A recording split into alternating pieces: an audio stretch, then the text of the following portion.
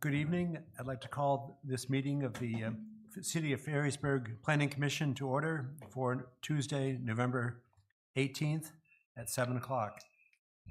Could I have a roll call, please? Chairman Post. Here. Commissioner Hawley.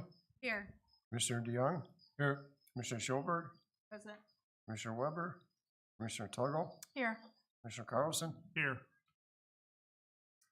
I move to excuse Commissioner Weber. Second. All in favor? Aye. Aye. Thank you.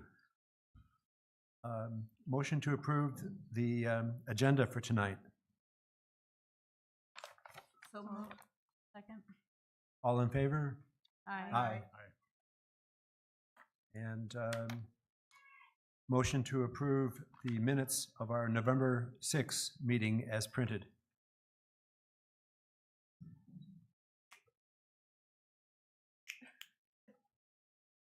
Moved. Thank you. Second. All in favor? Aye. Aye. Thank you. This is our first call for public comments. If someone is in the audience who wishes to address the Planning Commission, please come forward and state your name and address, and you have 3 minutes to speak to us. All right. Good morning, or sorry, good evening. My name is Oliver Champagne. I'm just here because you guys are going to be reviewing some zoning changes, changing some of the areas to be more multi-use, and I think that's a great idea. It will make this neighborhood more walkable. It creates more economic opportunity. I just would highly stress that you consider the affordability in this, and I think a good option would be to pursue inclusionary zoning, meaning you'd set a certain amount to be deemed as affordable. And most people, when we say affordable, that means people are spending 30% of their income or less on rent, utilities, mortgage, and all that. I don't think just building new homes and they're all high end is the solution to the problem. And it would concern me if that's what happens. Unfortunately, I think Grand Haven's done that and it hasn't helped the housing market. The supply that's needed, Housing Next has done a study. We're on target for high-end construction to be built. Where we're not on target is for the middle and low-income households. And I think it's a serious issue that needs to be addressed here and around the country. That means actually setting targets or possibly helping the permitting process go quicker for affordable housing units and stuff like that. I just want you to consider that. I think it's important, and I also think we should have measures to not try and displace people currently here, especially if they already are living in more of the affordable places within Ferrisburg. So thank you. I appreciate what you do, and just consider that. Thank you. Thank you.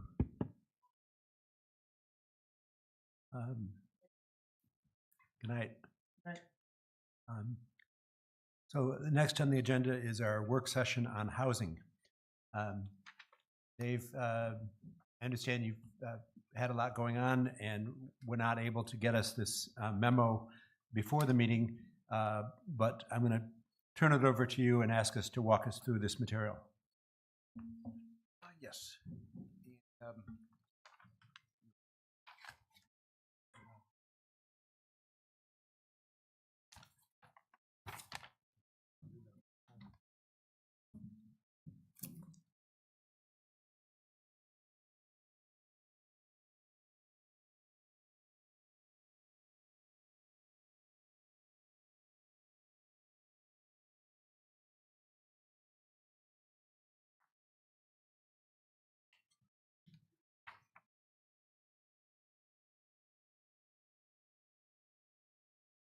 Okay, so the memo you received this evening addresses the bulk of the residential district recommendations from the master plan. So those are recommendations 5 through 8. And, the first being attached housing, such as duplexes, townhouses, and row houses in RG1 and RG2. 6 is a reduction of lot sizes and width in all districts to match the existing context. 7, reduce lot sizes and lot width for attached housing, such as duplexes, townhouses, and row houses, as well as for multifamily buildings. And then 8 is to consider incentives for affordable and attainable housing through zoning flexibility or the PUD modifications. So as you have a chance to look through this document over the next 2 weeks before our next meeting, I figured this could be a good introduction to really what I mentioned before, the bulk of the residential district recommendations. Once we're able to walk through this tonight a little bit, as well as next month, I think I will have everything I need to finalize the package of recommendations. At the next meeting, I hope to also introduce the remaining items. I think those are I think we have one more recommendation after this, maybe 2. One was concerning general residential dwelling requirements. And that was the garage requirements, minimum area of a dwelling, and there are a few others, as well as streamlining and looking at processes just to ensure that we're not putting applicants through really burdensome processes to get something that we want as a community. So those are going to be probably the remaining items that we'll address at the upcoming regular meeting.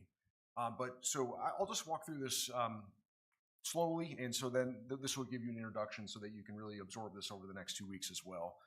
And then just on a side note, I just emailed you an article from MLive about the city of Wyoming, and I read the article and I said, that is exactly what we're doing here. So it's interesting. They must also be using the zoning reform toolkit. So if you have a chance to read that article, you'll see that they're reducing lot sizes to match the existing built environments. They're making adjustments to setbacks and lot coverage for the effort of housing supply. So very, very familiar conversation, and they could have just replaced the Wyoming with Ferrisburg as it related to this article. So so you might be interested to read that. So with that, just to kind of give a little bit of overview of these again. So the number 5, the attached housing. So we're going to look at 2 districts that only allow for single-family dwellings and determine whether or not we need to allow for attached housing as well. And so I've made some comments specifically on that.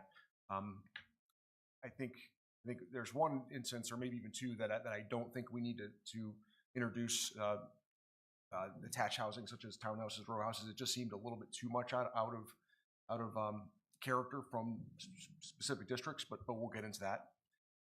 6, concerning the lot sizes. So this is to where I introduced, I think last month or the month before, there was, I probably killed you with the amount of data that I sent, looking at about 10 or 12 blocks. So went through and took measurements of the lot width, lot depth, lot size, measured setbacks, and was really able to just to see what is actually on the ground versus what our ordinance requires. So I'm actually using a lot of that now in this document here to make some initial recommendations, so that we don't have lot widths. If everything is an average of 60 to 70 for a lot width, why are we requiring 100, for instance? Or if our lot sizes are all 8,000 and the district requires 10,000, is that something that we should adjust down 8,000 just to match what's there on the ground? Or was there a true reason to keep them at that 10,000? It's interesting because I think the first one we'll look at is the RD zoning district, and the master plan actually recognizes that certain areas within RD are closer to 6 units per acre, but the plan is recommending 4 units per acre. So they're saying, well, there are non-conforming lots, there's higher densities, but overall this plan is more supportive of 4 units per acre for that particular zoning district. So I think that's the one exception to what I said about adjusting it to the context. The master plan is actually recommending the opposite for that. 7, concerning the lot size and width for attached housing. So that's the issue to where the ordinance requires for each additional attached unit, you're basically just adding on for a single family to a 2-family. You're just doubling the size of the lot from 7,000 to 14,000 square feet.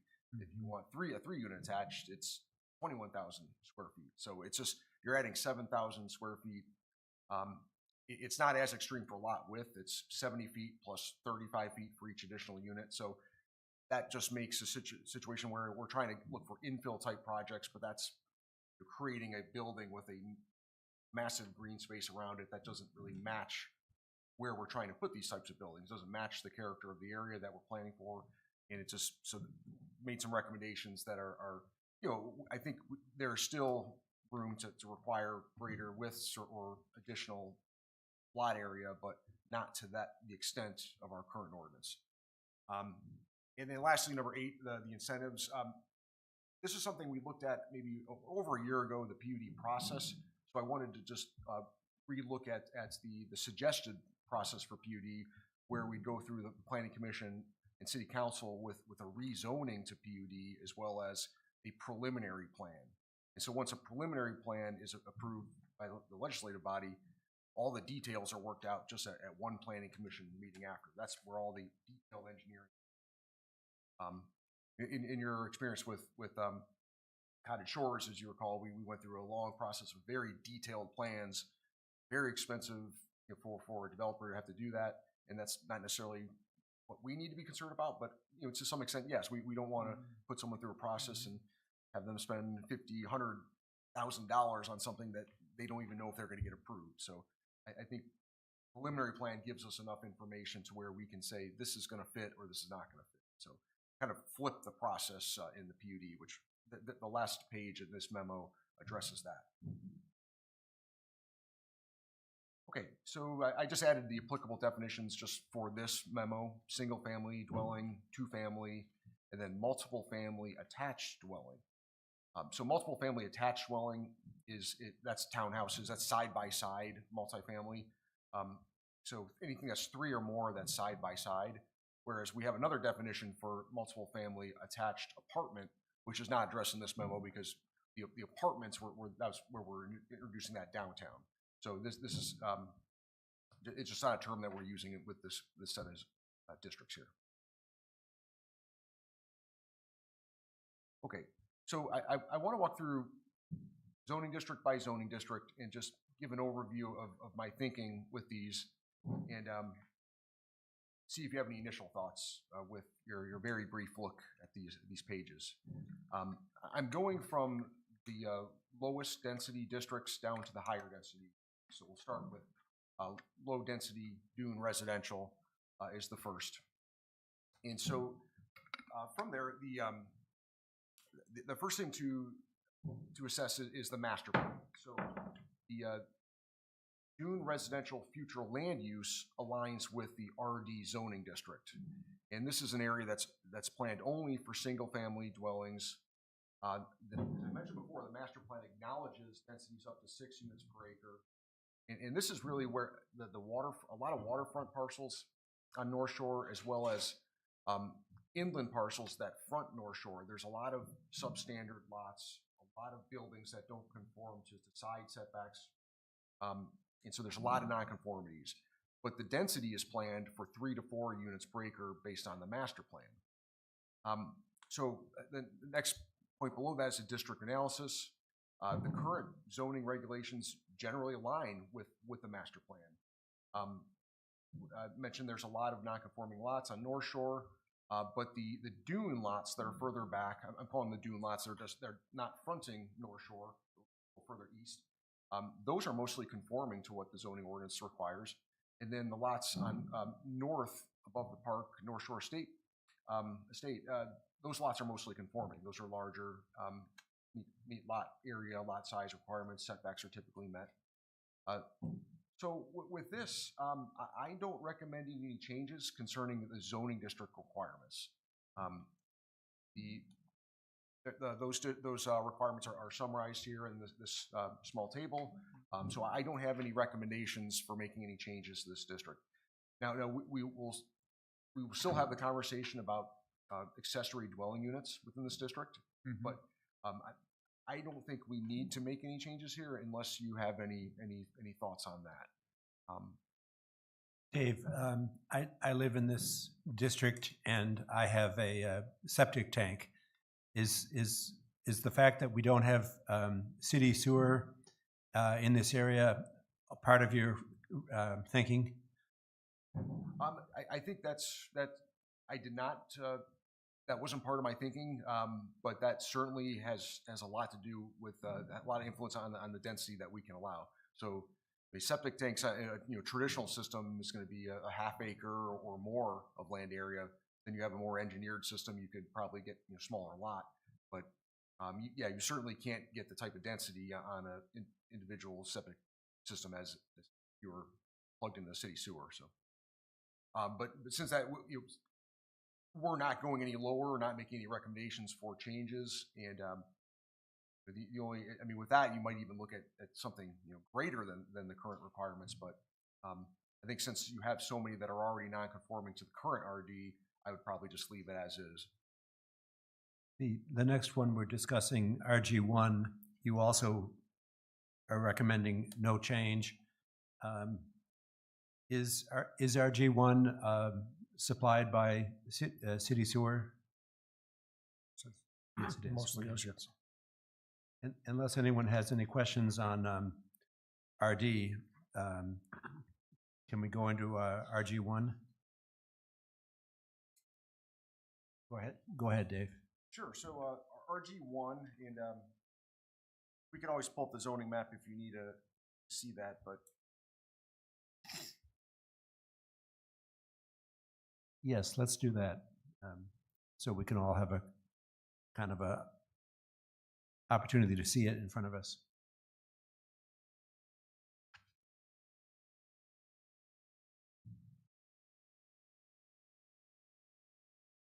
RG1,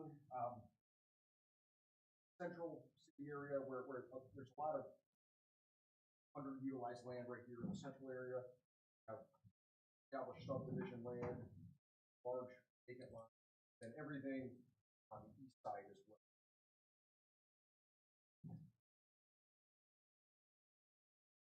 Dave, could you just stand there and hold that all night? Sure, that's my punishment for the timeliness of the memo. Your next job is Price is Right.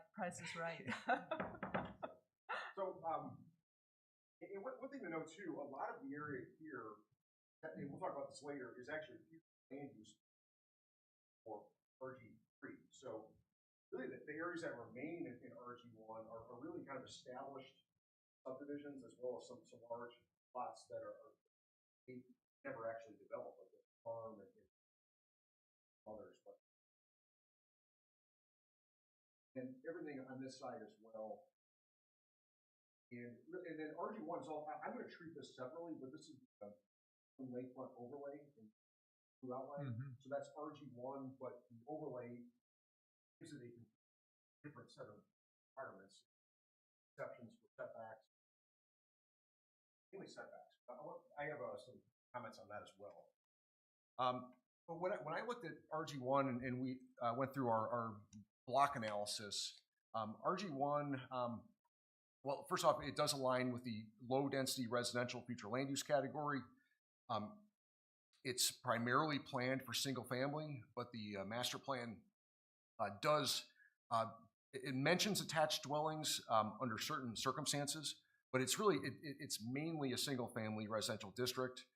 The density is planned for 3 to 4 units per acre.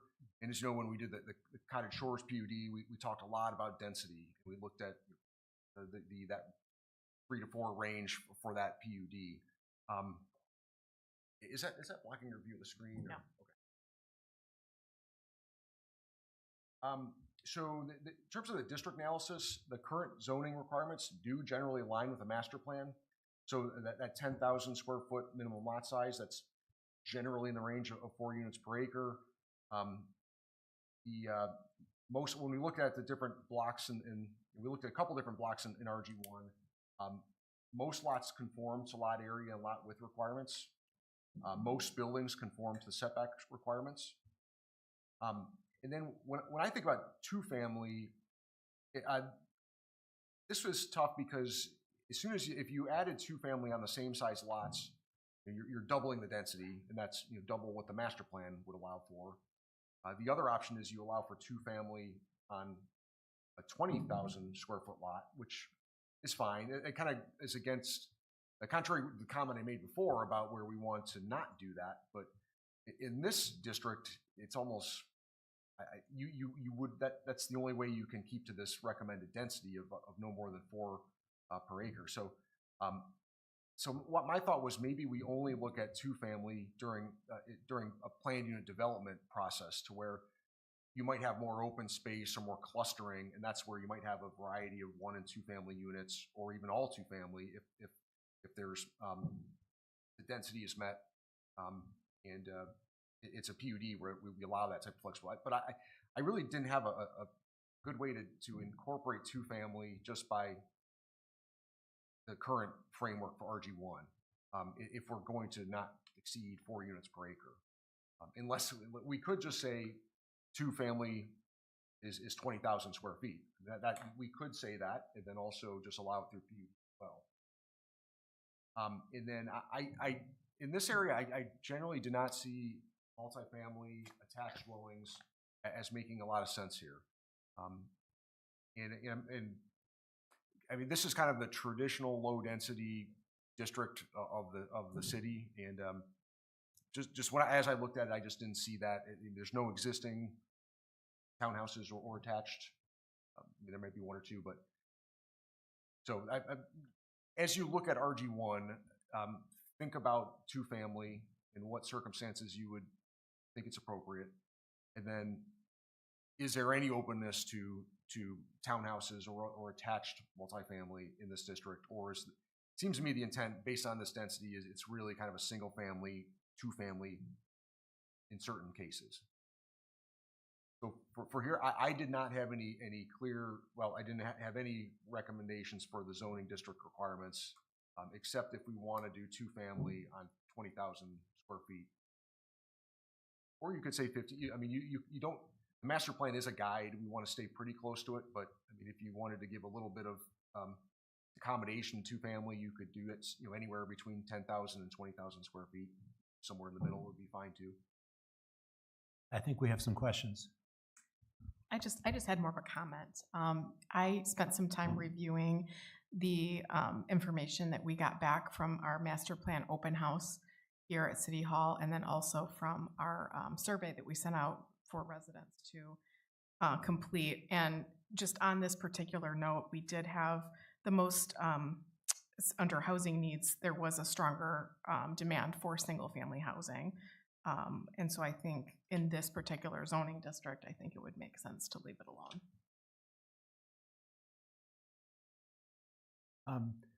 I have a question about if it's possible, as when you gave us the 10 examples of housing little pockets of neighborhoods last time around, there were a number of areas where there were historically smaller homes on smaller lots, and so in this area, if we changed the lot width from 100 feet to 70 feet, or any smaller number, would we constructively or practically be opening the opportunity for more homes to be built, but also of the same character? I mean, is there, I hear your recommendation is just to leave it alone, but that's my question to you is, if the setbacks were, and can you remind me, Dave, did you give us some examples from this RG1? Yes, the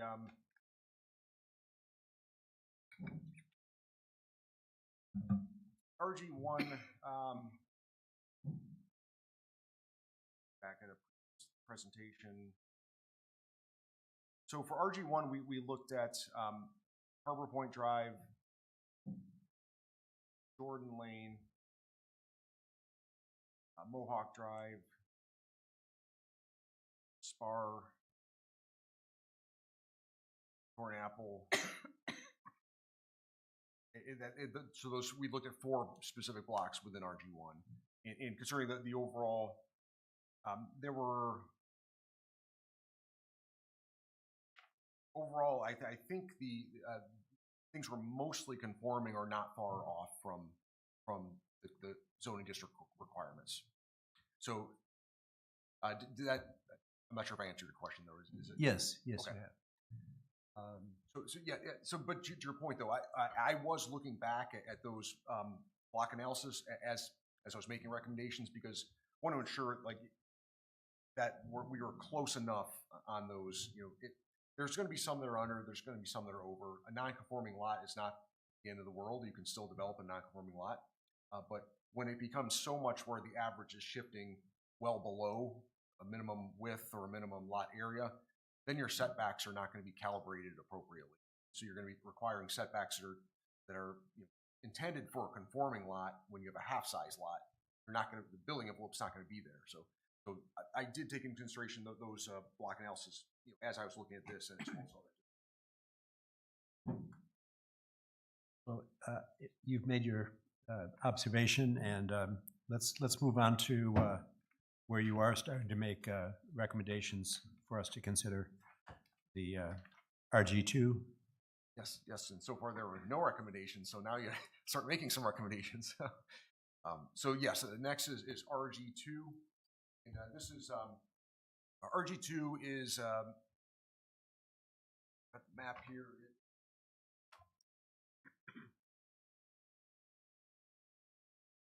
So anyway, the area, central area of the city. So a lot of the historic platted areas on the west side of the downtown area in 31, as well as some of the larger properties north of the city hall, central area. So all this in the master plan, the traditional neighborhood residential future land use. So RG2 aligns with traditional neighborhood residential. So these are probably the more historic, older platted areas in the city. So hence the name traditional. This area is planned for a variety of single family and attached housing types. The density is planned for 6 to 8 units per acre, and mentioned immediately north and west across 31 from downtown. The RG2 zoning district currently allows single and 2 family dwellings. So in the district analysis and the recommendations there, I mentioned that a decrease in lot size would better align with the master plan and housing goals. But we're not that far off with the current density. But we are somewhat off on the lot width and setbacks, front setback in particular. So the majority of lots do not conform to the width requirement. So we had a lot in the 60s in this area. So our requirement is 70, but many of our RG2 lots are in the 60s. The average is definitely mid to low 60s. The front setback requirement, most of them were under 25 feet. So I suggest an adjustment there. And then this is back to the issue before. The 2-family allowance should be adjusted to be more accommodating. So that's back to the issue of no doubling the lot size for a duplex. So in some cases, we've said maybe that's okay for RG1, but for RG2, we want to start looking at different ways to introduce density, at the right scale. And so I think here is where we can not double the size of a lot for a duplex. This looks great. Okay. This looks great. Any other questions at this moment? I do have a question. Thank you. How is it that says that the majority of the lots do not conform to width or setback? How did that evolve? How did that happen? Pre-zoning or? Yeah, I think in most cases it's going to be that they're historically platted lots. Some were combined over the years. Then the zoning ordinance was adopted many years ago. After these lots were built on and platted. And then a lot of times 20, 30 years ago, zoning ordinances. A lot of times you zone for what's out there, or you zone to make change. Some ordinances will kind of do the opposite. They zone to be more suburban area that's not necessarily suburban. So I don't have the answer. I'm not gonna reboot Craig's computer.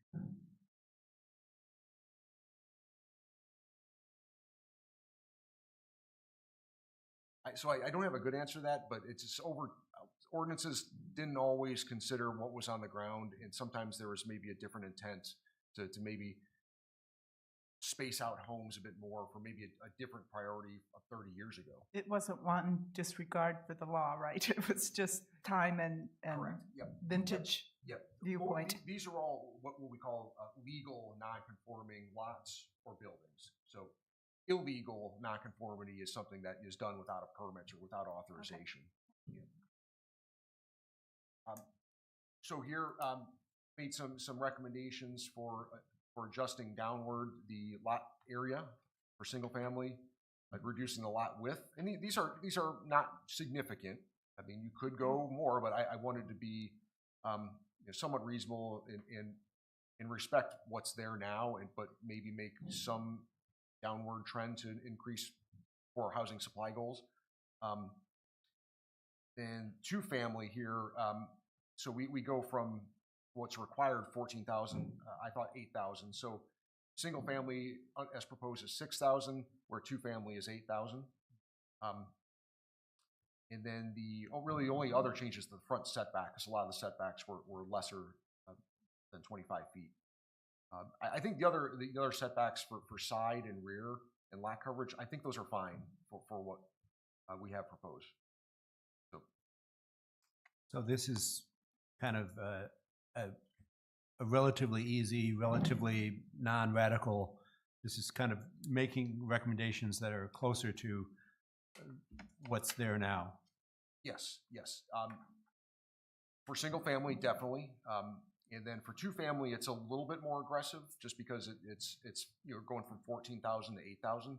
But when you see that, if you have a two family dwelling on a 70-foot lot versus a single family on a 60 foot wide lot, I mean, I think it's going to fit better. We allow for a little bit extra room, but I think overall that it's more aggressive for two family, but when you see it on the ground, it won't look as that aggressive. It's going to seem, it's reasonable.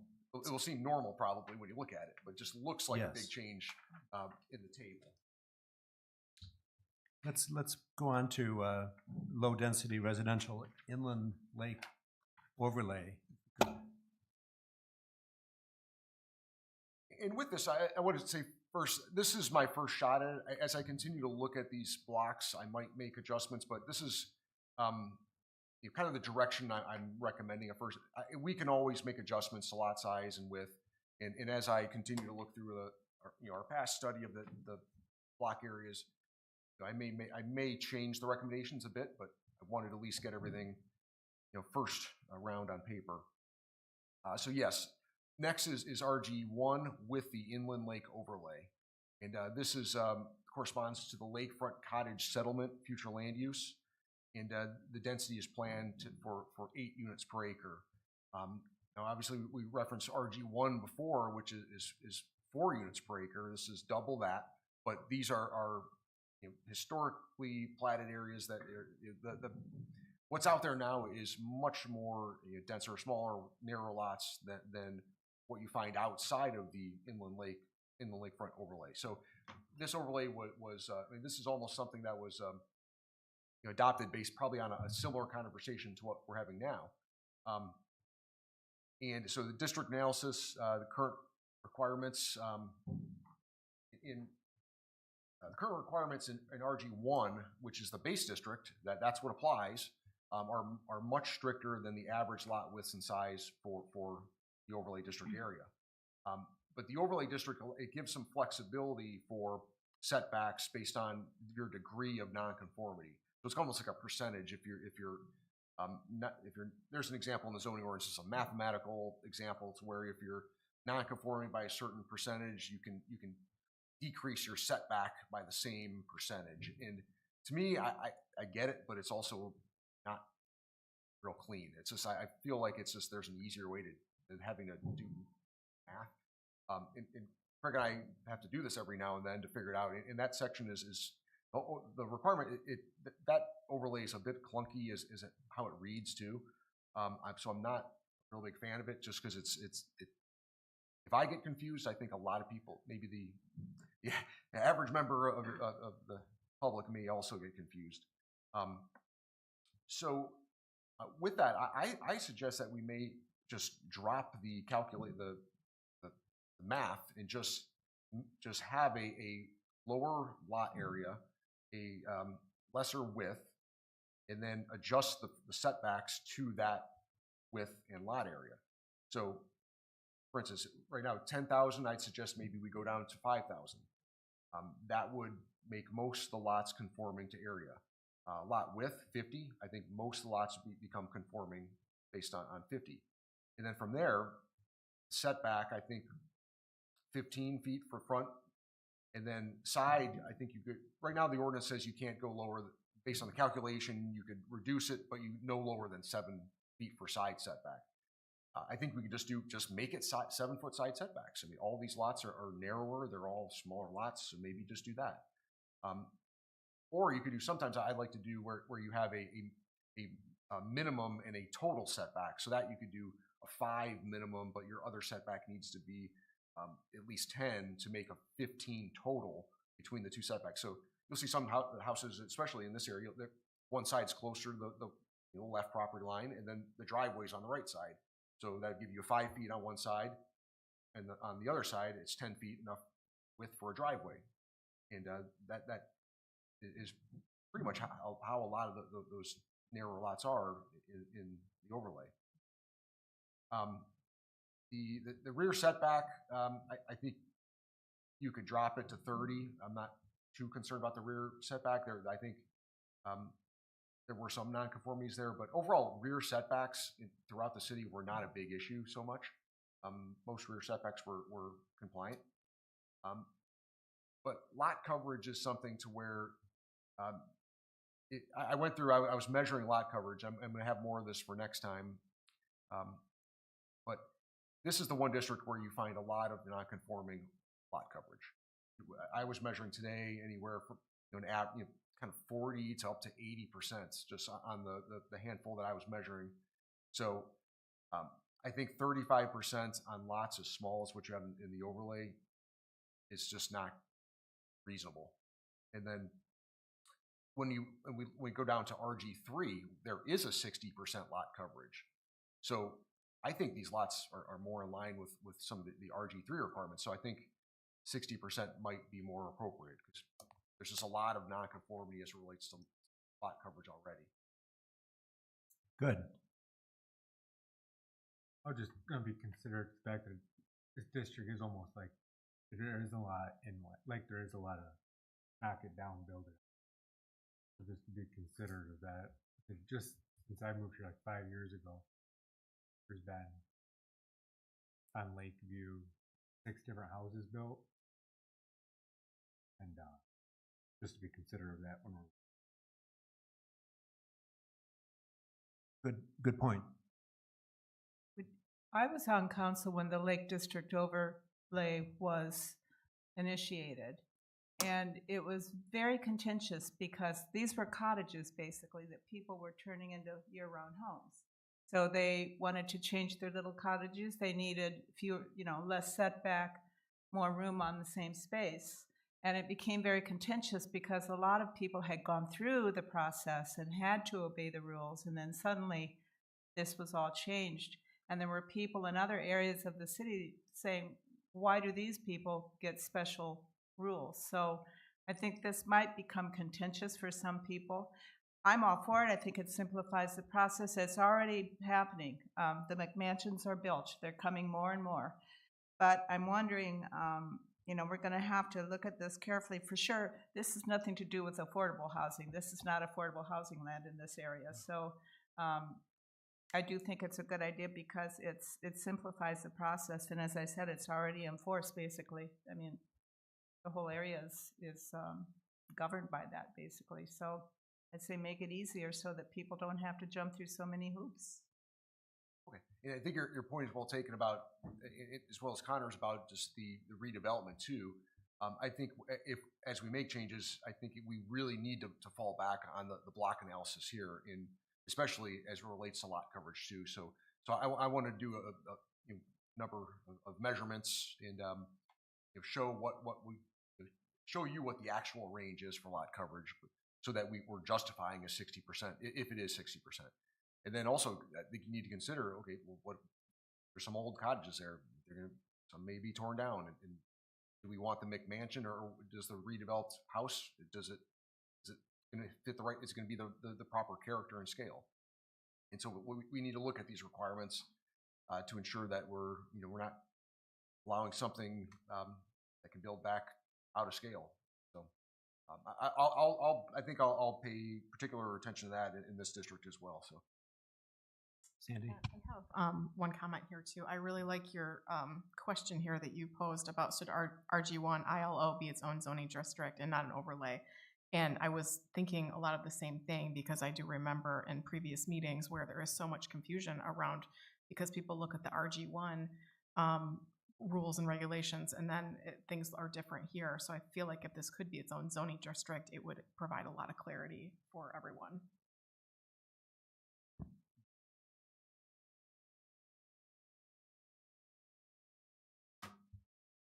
Are we ready for RG3?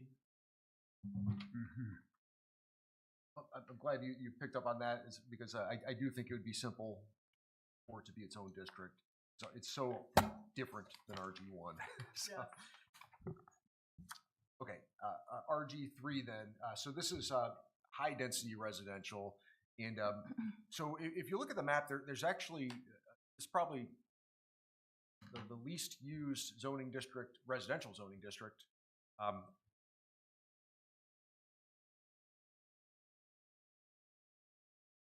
Get to the Parkwood Drive area here. There's a number of family and four family houses here.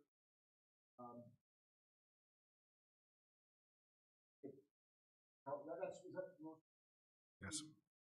Those are 4-unit buildings, complexes, then duplexes on the side.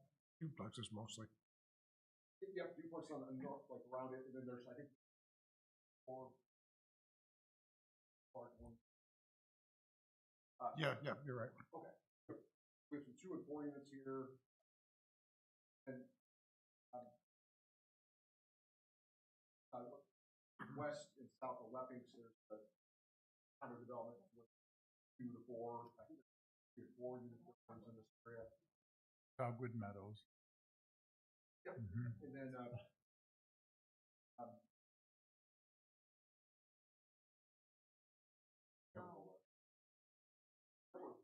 Bites. That's bites. Vice Landing. then also you have the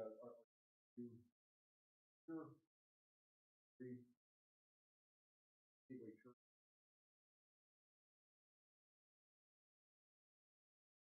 North Cove.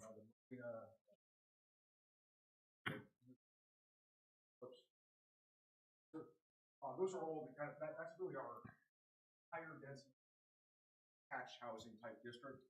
And if you look in the master plan, this is the mixed residential. So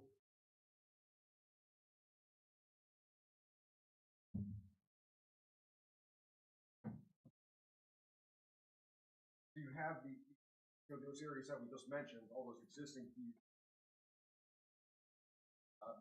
higher densities, condos are all in that district, as well as this is kind of the central area here for the mixed residential that could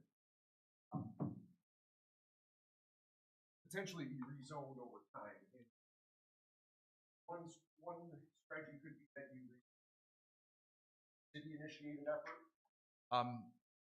The other option is that you just wait for development proposals and people can request them, and you consider them on a case-by-case basis. So that's the other option there too. But this future land use category calls for density from 6 to 12 units per acre.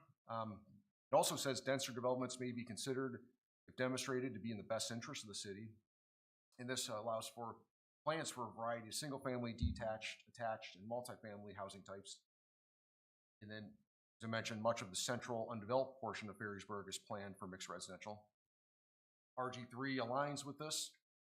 And the district analysis I mentioned, so there's not a lot of RG3 that's undeveloped right now. And rezoning as required is required as a city effort or by individual requests. But there is a large area that is future land use plan for this. But I do think there needs to be adjustments to match the master plan recommendations. So I'll walk through those. And I guess one question I had too that I don't have here is I didn't see this as necessarily an area for multifamily apartments. I think we've done a lot of planning for that in general commercial and our core commercial area. And do we see this RG3 area as a place for apartment buildings that are going to be 12 units per building or larger, kind of more of your traditional apartments, or do we want to focus those more during our previous month's conversations in our commercial mixed-use districts? And we allow them now in this district, but like we said, you have this X number of square feet per unit. So if you had 10 acres, you could do maybe a 12-unit building or something based on that. You could in theory do a multifamily building, but you would just need a lot of land, and they would be in the middle of a field. so I just don't, based on what we have so far and what we're planning for, I'm not sure if this is what we're intending for this area or not. Excuse me, Dave, are you addressing this on page 7? Or is that something different? This is page 6 and 7, but yes, 7 is the multifamily attached, so that's your townhouses. I don't have, and this is why I'm asking the question, is I don't have multiple family apartment dwelling units as its own table here. So I'm wondering if you want me to include that or not. So I guess it's more of a policy question. I would, in the interests of, trying to promote affordable housing, I think it would be a good question to present to the commission. If you could give us a scenario for the RG3,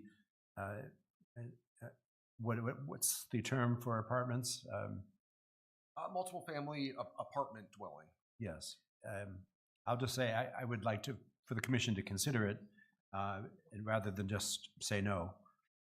And I think that's a good point, because what we could do too is allow for multiple family apartment dwelling units, but we do it at a similar density as the townhouses. So you could have them either attached side by side, or you could have a small apartment building at the exact same density, where you might have 6 or 12 units per building, but it's at a controlled scale and density. So we could look at smaller scale apartment buildings as opposed to the commercial mixed-use districts, where we're allowing 3 stories, unlimited density if it fits all other Exactly.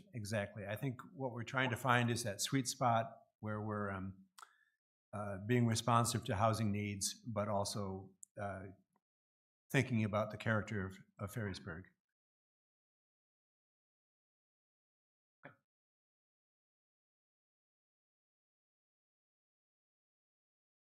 And then with that, so if the master plan is calling for up to 12 units per acre, if single family is, I think right now it's 7,000 square feet for single family dwelling. I think you could look down to even 4,000. Maybe it's 5,000 if you're not comfortable with that. Then you'd adjust the setback, the front setback and side setback accordingly. I don't think the rear setback and lot coverage are any issue. Like I said before, RG3 already allows 60%. 2-family, I would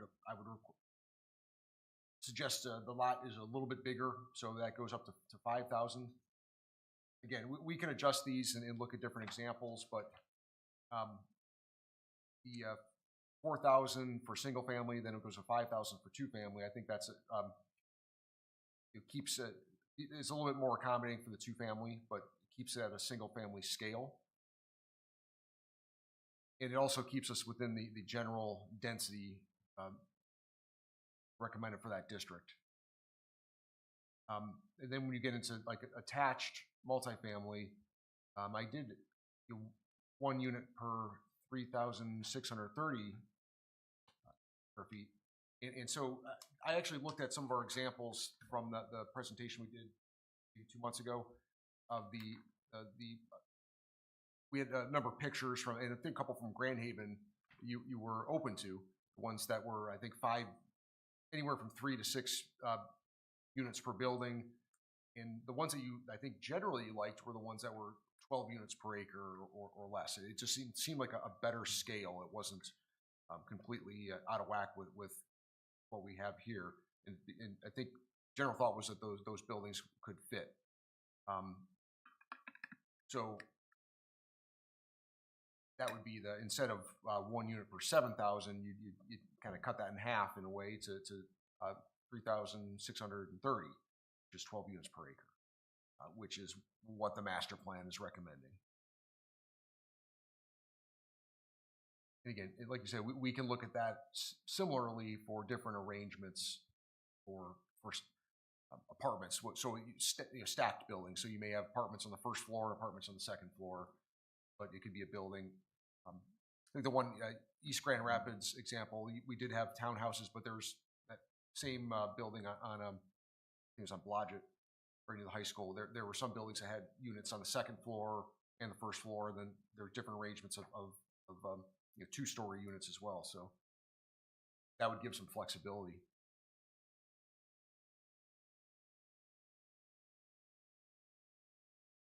Okay, and so that is those are the residential zoning districts, and I'm going to continue to refine those numbers and just make sure that we can really justify them. And then I also want to be able to have in all my backup data, the block analysis and the multiple Excel charts I have, which are showing averages, everything. I want to be able to respond, like if there are questions that is this too out of whack with what we have right now? I can show you that, here's the average lot size and target study areas. And That would be very helpful. Okay. Do you have anything for us on recommendations 1 through 4? Not for this evening. I'm going to, I should have those more refined for the first regular meeting in December. So I wanted to at least present 5 through 8 tonight, just to have a conversation, and then begin to finalize the recommendations 1 through 4 and 5 through 8 at the upcoming meetings. And then the planning and development process here, I'm not sure how much more you want to go through that. I already mentioned just flipping the process so that we're doing the preliminary review through Planning Commission and Council, and then final plans are submitted to the Planning Commission only. So How does that compare with the chart you've got here? This is how it is now? The chart here is what's recommended. So recommending a pre-application conference, and that could just be administrative. We could require a neighborhood meeting to where the developer is required to do some initial outreach prior to submitting. So some communities like to ensure that the developer is doing that outreach ahead of time, so that they're meeting their neighbors and hearing initial comments before the public hearing. That in that case, the neighbors don't feel caught off guard, and we have the differences of opinion at the public hearing. So that's one way to kind of encourage and require that collaboration ahead of time. But then the steps here are they go through the preliminary review, Planning Commission, Council, and then final review by the Planning Commission. So the steps here are the ones that I'm recommending, as opposed to what we currently. So what we currently have is more cumbersome than what you're proposing here? Yeah. Well, I've some of these steps are submittal by the deadline, a completeness review by Craig and I, and so The main steps are going to be like planning commission review of preliminary, council review of preliminary, planning commission review of final. So those are the three main steps. The other steps are kind of housekeeping, administrative throughout the process. So I see. I've mentioned I there's have something. completeness reviews and whatnot, but yes, this is simpler. I really like the fact that it's simpler, and love the idea of the fact that we can get the citizens more involved early in the process. I thought we did a good job with it, with Brockmeyer, with the process that we had. And it's unfortunate what happened, like in Spring Lake Township with the Blueberry Field development, that people feel caught off guard, and how did this happen to develop 300 homes in our neighborhood, and we didn't know anything about it. So anything we can do as government to try to be proactive with that, whether it's information about the Planning Commission like we've talked about, or information about a proposed development. Get it out there, so it's a good thing. I have a question about this whole land development idea. We have about 19 free acres. It's probably more for you, Craig, right? About 19 free acres that could be built upon, more or less. So how much of that would be applicable for RG3, for like multifamily apartments? We don't have that much land. No one's going to take their home and tear it down and put a multifamily apartment there, I don't think, if it's allowed in the RG3 area. But what areas that are available for development would fall within that category? Or you can study it and tell me next time. I don't. I mean, there's vacant land up there by Van Wagner, 174th Avenue. And there is some vacant land in the RG1 zone districts. That's about it, really. In that central portion that I mentioned, there's that larger parcel right in the middle. And there's some, I think around that are just more kind of like underutilized lands, like larger lot, single family. And I think those over time, we're talking, it could be 5, 10, 15 years. I mean, we are planning, the master plan is planning for 20 years out. So I think over time, properties could be assembled. Older houses may be redeveloped and the properties assembled in a way that would accommodate different types of housing. So I will tell you that Parkwood Village's forest is by deed cannot be built upon. So that's not ever going to be available, even though that's an area that you were talking about multifamily houses and duplexes and all of that. you said it was the can you show me on the map here?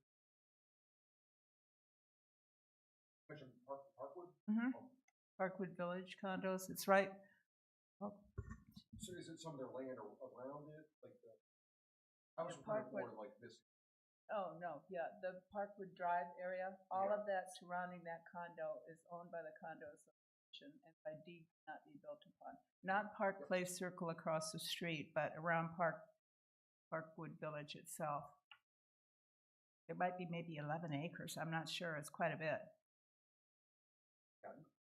Anyway, I was looking at like this area, larger adult lots. Well, I think you have one here, larger utilized. And that larger lot would be applicable to build a multifamily unit there, like an apartment building?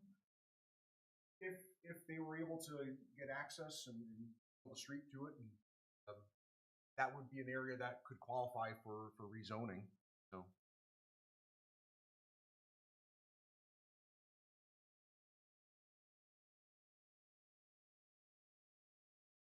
We're close to done with the agenda. Sandy, did you want to? I had one question, Gary, and that is in the proposed new PUD process. Does Planning Commission still have all the approval that we have to do now? They have to come before us for all approvals? Or is it, once planning's out of it, then it goes right to council and council does it? How does it work? This would be, the planning commission is gonna review preliminary, and then council's preliminary as well. And then the planning commission will have the final say in the process. And it's more, at that time, your final PUD plan is, it's ensuring that it matches your preliminary plan. And it's So just like the finer final still details goes of through it. planning commission? Yes, yes. Okay. Okay. Thank you.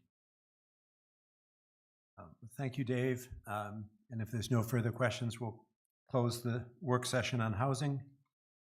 We look forward to presentation on, I guess, all the recommendations at the next meeting. Yes, and I know we have a couple different items next month as well.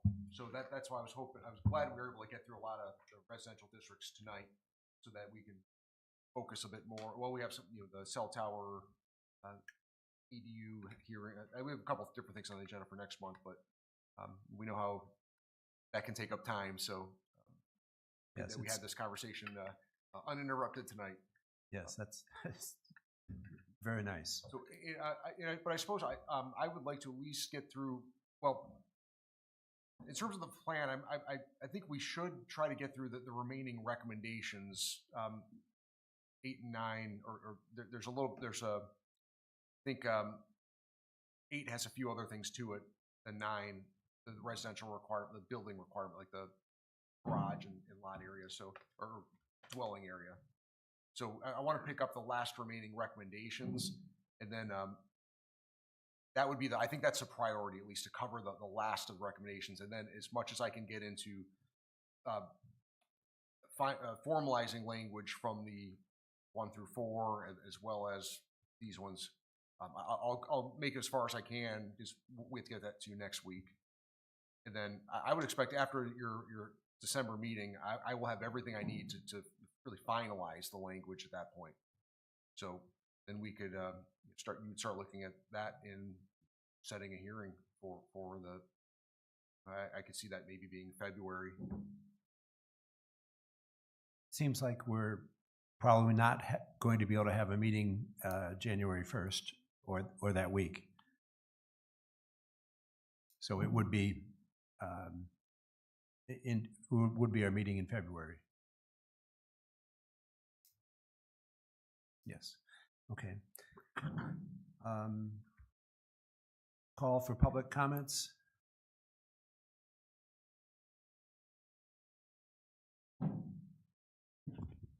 My name is Dave Cook. I live at 17605 168th Avenue. And my comment is I've been reading and having a lot of conversations lately about affordable housing and how it relates to the work that you folks are doing for the city. And I wanted to say in my public comment that the city of Ferrisburg is bound by the Michigan Zoning Enabling Act, which prohibits inclusionary zoning. So there is, as of right now, nothing in state statute or local ordinance that gives you or the city council the authority to dictate that a zoning ordinance would say a set number of developmental areas need to be set aside for affordable housing. So with that said, what you guys can do, and what I think you are doing based on what I've seen the past several meetings, is trying to come up with a zoning ordinance that is flexible enough to allow for the possibility that there be more housing, and that if a developer chooses to, they build something within the new bounds that you've set that could potentially be affordable.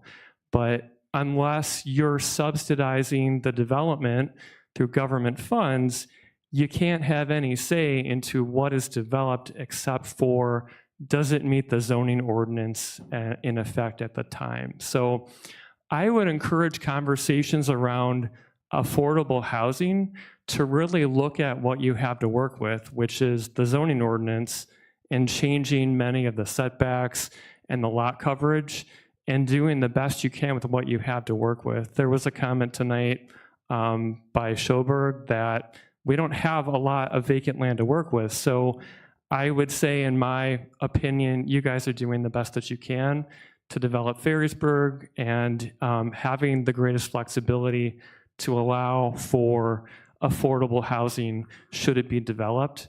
One thing that people could do if they're concerned about affordable housing is they could support the effort that you're doing to make zoning a little more easy to work with, and then deal directly with the people who own the land, telling them, hey, if you sell to a developer, would you, as the property owner, put something in your sales agreement that says if you develop the property, I want X number of units that are affordable, or I'd like a house of this class. So just to clarify again, there's nothing that can be put in the zoning ordinance legally to say you have to allow for affordable housing here. It's all based on setback, it's all based on numbers, it's all based on zoning districts. That's what you have to work with. And again, I think you guys are doing a good job. Thank you. Thank you, Dave. Anyone want to make an observation in response to that comment, or? Okay. Then we're ready for the zoning administrator's report. On your desk tonight is a special exception from the state for Eagle. In the past, the planning commission has looked at these and have offered no comments. This question is, do you want to look at it at the next meeting, or do you want to just offer no comments to the state and let them regulate?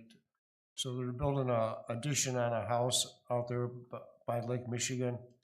And I think they're doing something with a slope greater than 3-on-1, so they're looking to see if the city has any objection to it, or if not, the state will just approve it.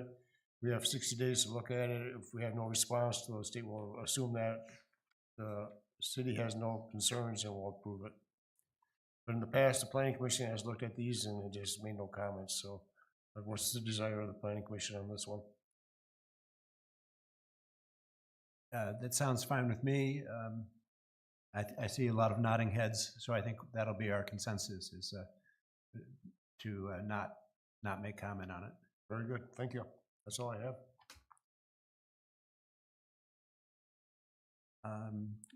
Chairman's report. I appreciate the commission coming out tonight for this special session. Again, I think we're doing a really good review on this important topic, and I hope our work will be well received by council, because I think it's an important project, and that's my only comment. Members' reports. Comment. I just would like to say I really appreciate all the work that Dave's put into this, and I feel like it's some really great suggestions, and I feel like we're going in the right direction. Next month, we have the Samaritas Development Director coming for their first meeting in December. He'll explain the process a little bit and tell how he works with partners, et cetera.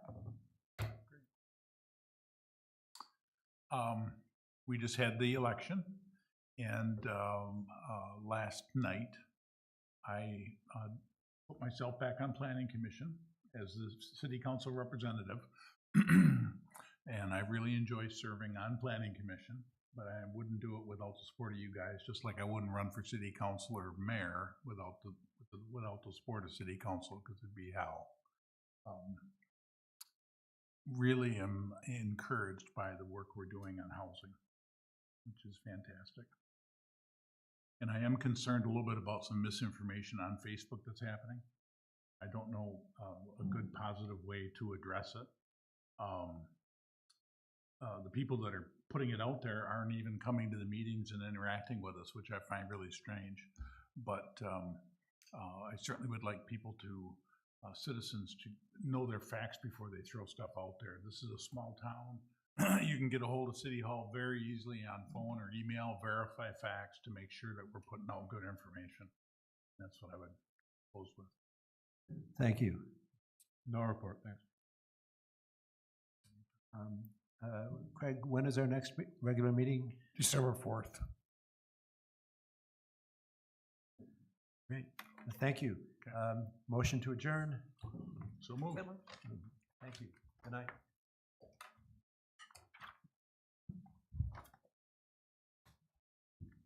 Thank you, Gary, so much for pushing that.